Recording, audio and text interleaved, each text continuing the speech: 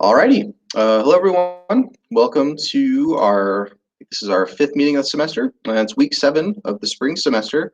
How's everyone doing?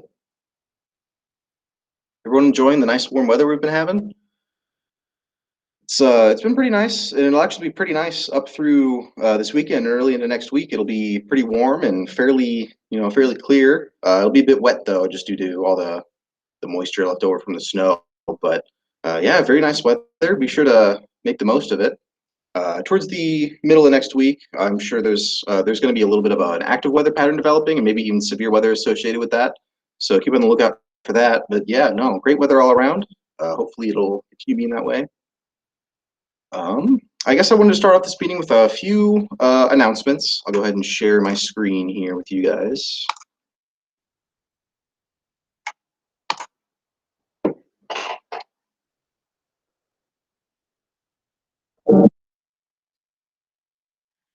Alrighty. So first of all, we've talked about it for the last couple of meetings now, but don't forget the National Weather Association Central Iowa chapter. They're having their severe storms conference. It's going to be virtual this year. I won't go through it again, but great speakers, really cheap registration. I thoroughly recommend going. I'm definitely going. It's going to be on Friday, March 26th, and there's just going to be speakers the whole day. So you can just tune in whenever you see someone that you'd like to hear. But yeah, definitely go and attend that conference. Additionally, Ian, can I say something real fast? oh yeah, go ahead. Also on the NWA conference, the Thursday before, they are doing the radar simulation. Oh, So that'll be the Thursday before. I don't know what time yet. They hadn't released the time. So basically, what happens is they give you a storm from somewhere across the country. It's overlaid on DMX's radar, and you're in the hot seat.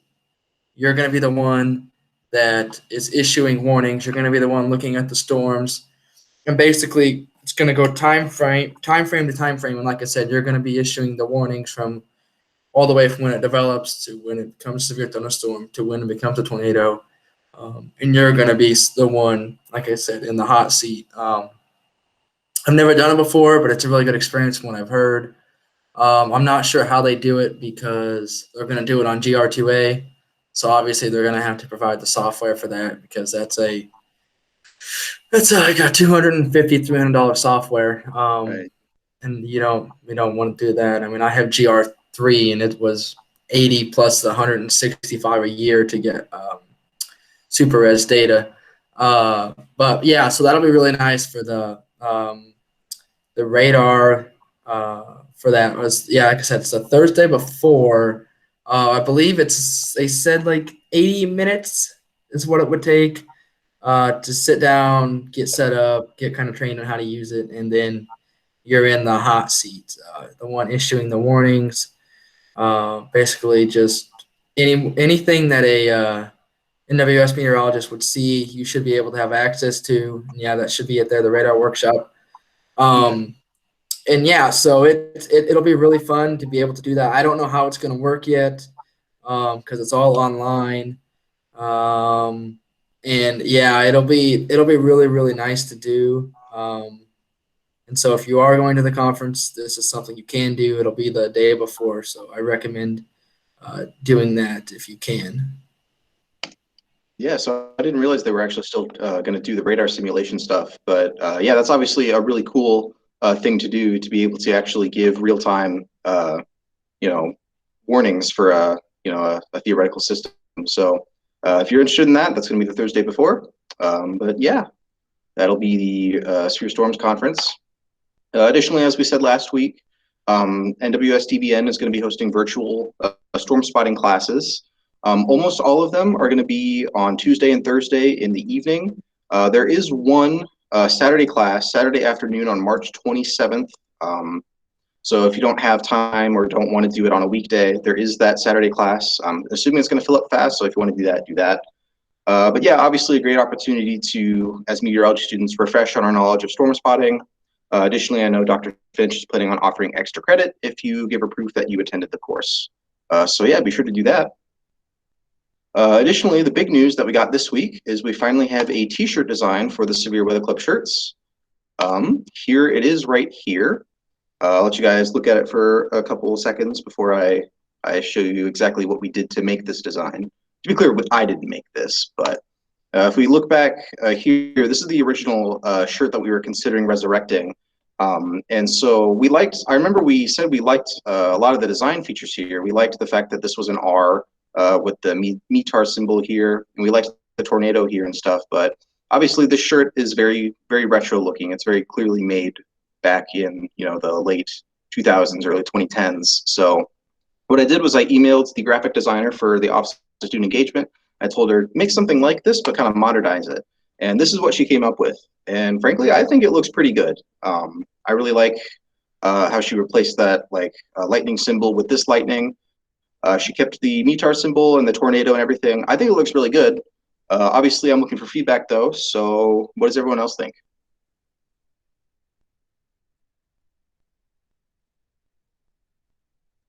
I don't hear any objections. I think the shirt's pretty good.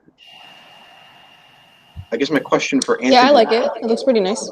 Yeah, I like it. I think the next question for Anthony would be then, what's the next step here? Obviously, we need to find someone to print the shirts for us. Last semester, we went through tailors for the meteorology shirts. Do you know if they're still open? Did you ever find that out? No, Mac never told me. But with them, we didn't have to get proof through the university to use WIU. I don't know if we have to in this case because, yeah, I think we still would have to. You would have to contact. I don't remember who the person is to contact. You'd have to ask Dr. Finch on who in the university that you'd have to send the design to, and then they would have to approve it. But going through tailors, we didn't have to because they were already authorized by the university to print stuff like that. So if you're going to go print it with custom ink or something like that, I think you would have to go through. Oh, I don't remember their name, but there is a affiliation on campus that basically makes sure you're not copyrighting something, you're not doing something not supposed to. Yeah. And if they don't like it, they're going to email you back and say, hey, we don't like this. But since you had the graphic designer do it on campus, it should be okay. But yeah, you'll have to ask Dr. Finch on who that, which department that is that oversees that. See what she says as well. But yeah, for the tailors, I don't know if they're open. Mac never replied. But if they're open, we don't have to do any of that. Everything's fine already. But if we have to go through somebody else, then we probably should do that just to be safe. But like I said, I don't remember the name of that organization or department that handles that. Yeah. Yeah, I'll try to verify whether or not Taylor's is open, and of course, if they're not, I'll see what I can do to get this design approved.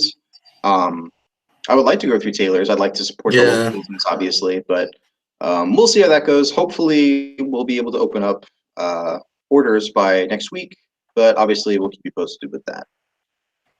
The other thing I wanted to talk about was it's registration season soon, and so I figured I would look over some of the courses that this department is offering.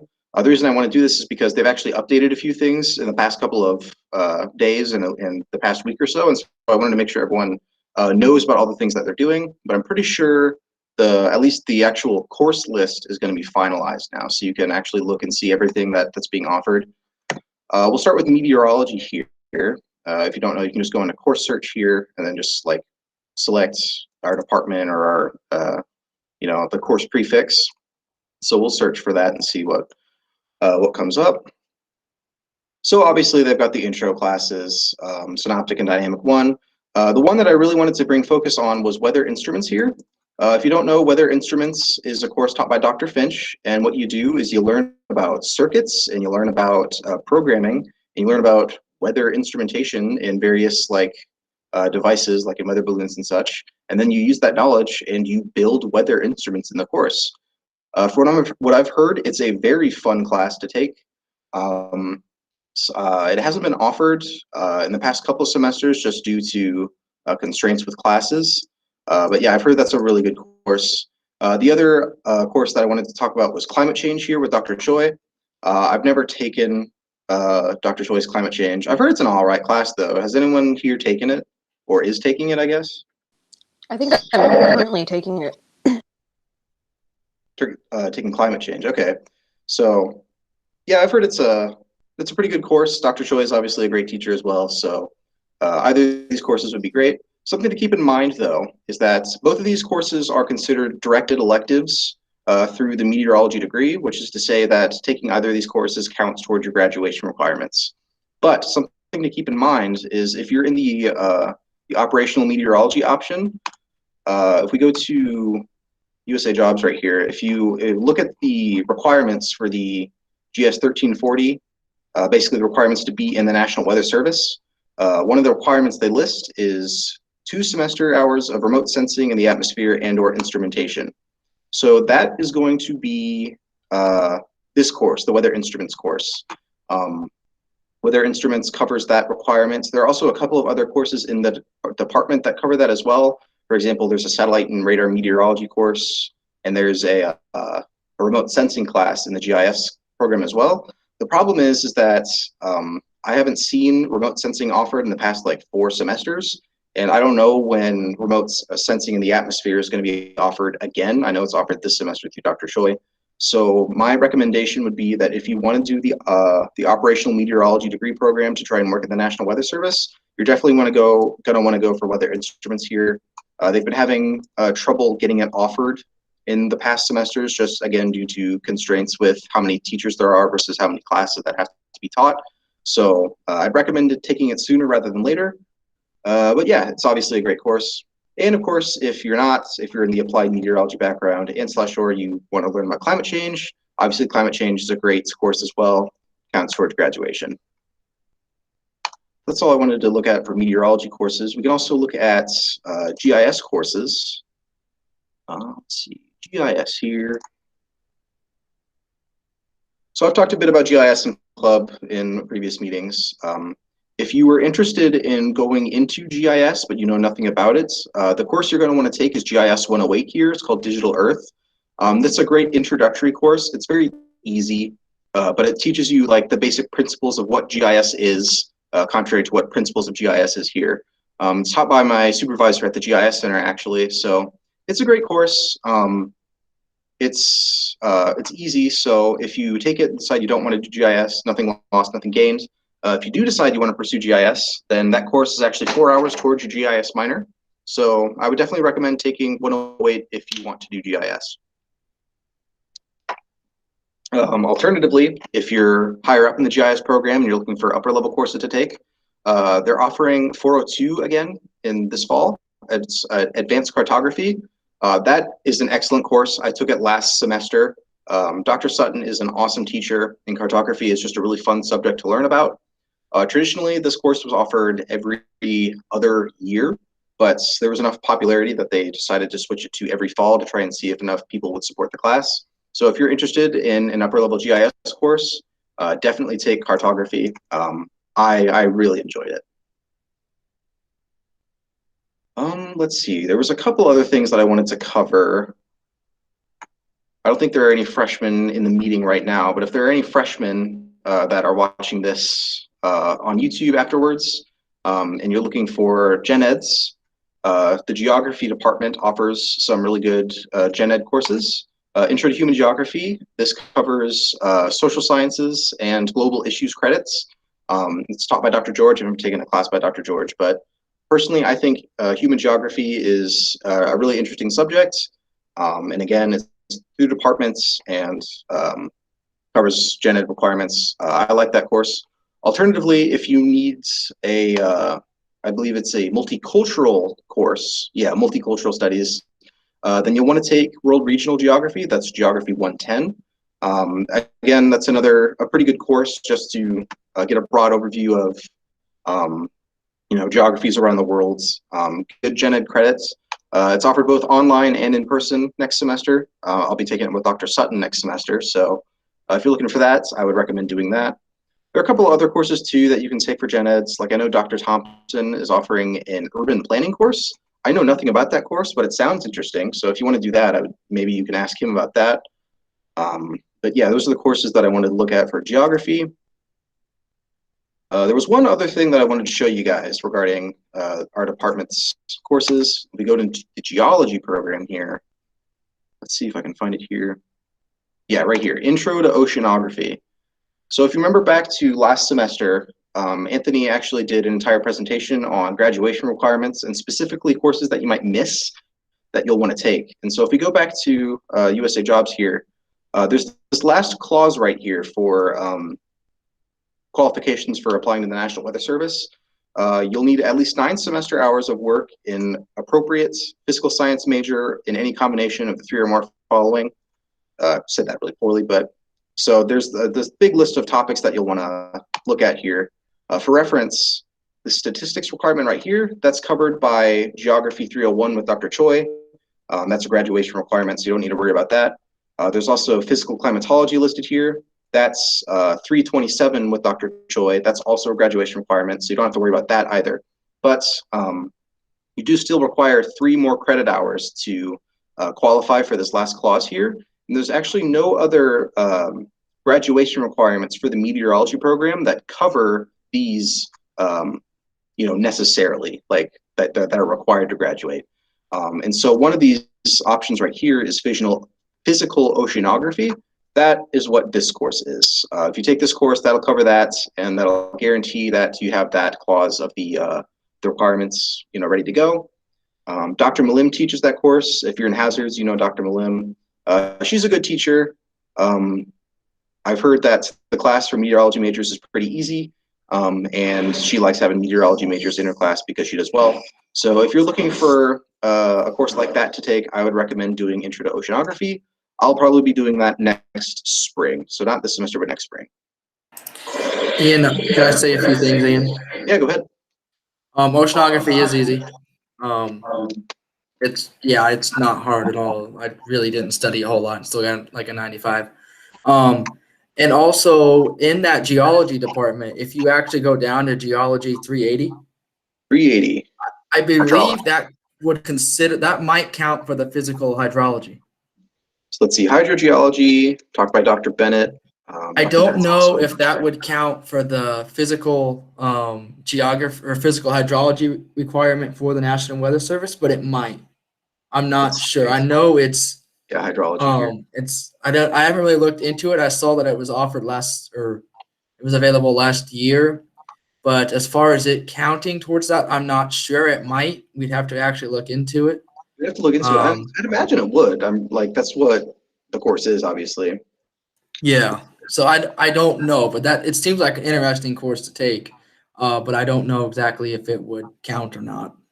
I will say there is a prerequisite of Geology 110, which, let's see, Changing Earth. I don't know if you could be allowed into that course because, if you're a student of the program and you're looking to take it for a National Weather Service requirement, they might let you in there. But yeah, obviously, go ahead. For the most part with Dr. Bennett, if you talk to him and he knows you're a meteorology student and you want to take it, he knows you're smart and he probably would waive it and you could probably get in. I mean, Dr. Bennett, he's really, really, really nice. He's a nice guy. And so if you talk to him, he might let you in if you're interested in that class. Yeah, Dr. Bennett is very reasonable about that kind of thing. So if you're interested in hydrology, and I guess we can look into whether or not that would be cover that requirement. Yeah, that would be a good course. I imagine it's probably pretty difficult being an upper level course, but might be good for you anyway. I think that's all I wanted to cover for this meeting. Let's see. I'll stop presenting here. Last week, I promised that we would host some sort of study session this meeting for anyone who was interested. I know it's exam season right now, and so if you want to pool from the wisdom of the club, you can do that here. That's all I have for you. Oh, one other thing. Next Wednesday, no school. We don't have spring break, but we do get a random Wednesday off in March as compensation for that. So no school on Wednesday, so we probably won't have club that day either. But yeah, that's all I really have for you guys. So I can leave the rest of this session open to any questions you guys have with any meteorology or GIS or math classes. If you don't have any questions, then you guys are more than welcome to go. But if you'd like to stay and chat or have any questions, you're more than welcome to. But with that, I'll go ahead and formally end the meeting here. Thank you guys, and I'll keep you guys posted on the t-shirts.